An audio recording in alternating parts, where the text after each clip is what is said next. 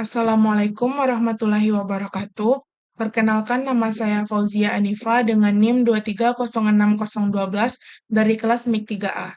Di sini saya akan membuat tugas mata kuliah yaitu Analisis Perancangan Sistem Informasi Kesehatan dengan dosen pengampu Bapak Muhammad Iksan MKom. Judulnya yaitu Penerapan SDLC dalam Sistem Rekam Medis. Sebelumnya kita harus mengetahui terlebih dahulu apa itu SDLC. SDLC atau System Development Life Cycle adalah proses sistematis yang digunakan untuk merencanakan, membuat, menguji, dan menerapkan suatu sistem informasi agar memenuhi kebutuhan pengguna secara efektif dan efisien.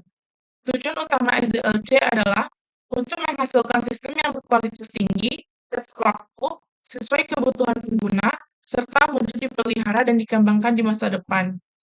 Selanjutnya ada tahapan SDLC. Tahapan SDLC ini ada 5. Yang pertama yaitu Requirements Gathering and Analysis. Yang kedua System Design. Yang ketiga ada Development. Yang keempat System Testing. Dan yang terakhir ada Operation and Maintenance. Berikut ada kasus permasalahan di bagian rekam medis.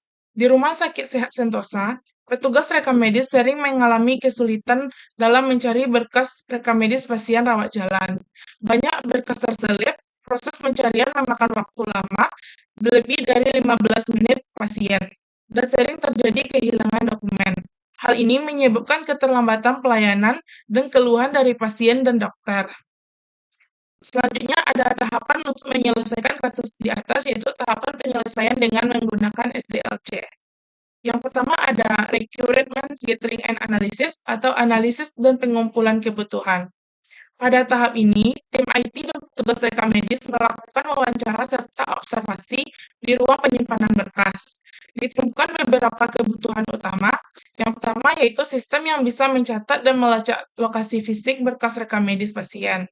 Yang kedua, fitur pencarian cepat berdasarkan nama pasien, nomor rekam medis, dan tanggal kunjungan. Yang ketiga, pembuatan laporan peminjaman dan pengembalian berkas. Yang keempat, hak akses berbeda antara petugas rekam medis dengan kepala unit. Dari hasil analisis, ditentukan solusi terbaik adalah membuat sistem pelacakan berkas rekam medis berbasis komputer. Tahapan yang kedua yaitu sistem desain atau perancangan sistem. Berdasarkan kebutuhan tersebut, dibuat rancangan sistem yang mencakup yang pertama ada input, nomor rekam medis, nama pasien, tanggal lahir, lokasi penyimpanan, status peminjaman. Yang kedua yaitu proses, pencarian data pasien, peminjaman, pengembalian, dan laporan bulanan. Yang ketiga yaitu output, laporan peminjaman harian, laporan berkas hilang, dan daftar pasien aktif. Selanjutnya ada database, tabel pasien, tabel peminjaman, tabel lokasi rak, dan tabel pengguna. Selanjutnya antarmuka, layar login, menu pencarian, dan menu laporan sederhana.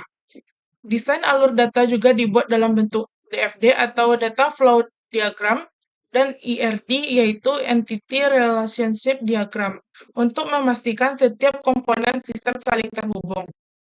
Selanjutnya, tahapan yang ketiga yaitu sistem testing atau pengujian sistem. Sebelum sistem digunakan, dilakukan simulasi data fiktif. Langkah pengujiannya yaitu petugas mencoba memasukkan data pasien baru, selanjutnya mencoba mencari berkas berdasarkan nama atau nomor rekam medis, mencatat peminjaman dan pengembalian, hasilnya diverifikasi apakah sistem sudah sesuai dengan kebutuhan awal. Jika ada kesalahan pada fungsi atau data, dilakukan perbaikan sebelum implementasi penuh. Tahapan yang terakhir yaitu Operation and Maintenance atau operasi dan pemeliharaan. Sistem mulai digunakan di bagian rekam medis setiap hari.